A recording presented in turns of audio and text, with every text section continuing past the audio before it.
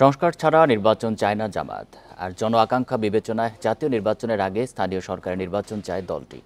এক যুগ পর নির্বাচন কমিশনের সাথে জামায়াতের বৈঠকের পর সাংবাদিকদের এসব কথা বলেন দলটির সেক্রেটারি জেনারেল মিয়া গোলাম পরোয়ার।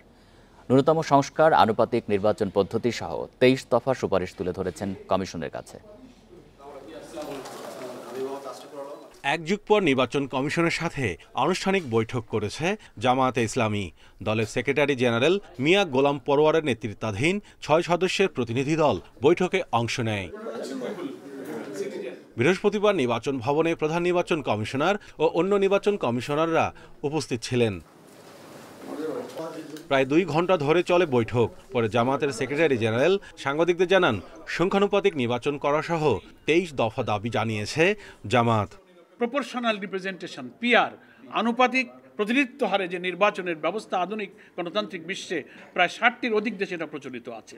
নির্বাচনকে কালো টাকা এবং পেশি শক্তি থেকে মুক্ত করে ফ্রি ফেয়ার একটা ইলেকশন এবং পার্লামেন্টকে যদি দক্ষ পার্লামেন্টারদের দ্বারা, আইন প্রণেতাদের দ্বারা পরিচালিত করতে হয়, তাহলে এই পদ্ধতিটাই বাংলাদেশের জন্য খুবই উপযোগী। তিনি জানান, সংস্কার ছাড়া কোনো নির্বাচন নয়, রাজনৈতিক দলের নিবন্ধন আইন বাতিল করার দাবি জানান তিনি। No election without reform. আমাদের পরিপূর্ণভাবে অন্তত নির্বাচনী প্রক্রিয়ার সঙ্গে যে সমস্ত অর্গান এবং বিভাগগুলো রাষ্ট্রের জড়িত, সেগুলোকে সংস্কার করেই জাতীয় সংসদে নির্বাচন করতে হবে। তা না হলে এই নির্বাচন নিরপেক্ষ হবে না, অবাধ হবে না। পূর্বের যে 3টা নির্বাচনে জনগণ ভোট দিতে পারে নাই, সেই নির্বাচনেরই পুনরাবৃত্তি ঘটবে।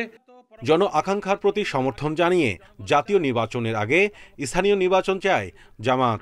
স্থানীয় সরকারের এবং গ্রামীণ অবকাঠামোতে উন্নয়ন, আইন শৃঙ্খলা, জনদুর্ভোগ কমাতে জনগণের আকাঙ্ক্ষাই হচ্ছে স্থানীয় সরকার নির্বাচনটা আগে হোক।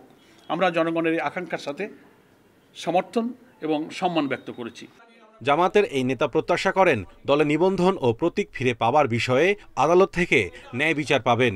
300 আসনে নির্বাচন করার প্রস্তুতিও নিচ্ছে জামায়াত। Mahmudul Hasan, independent news, Dhaka.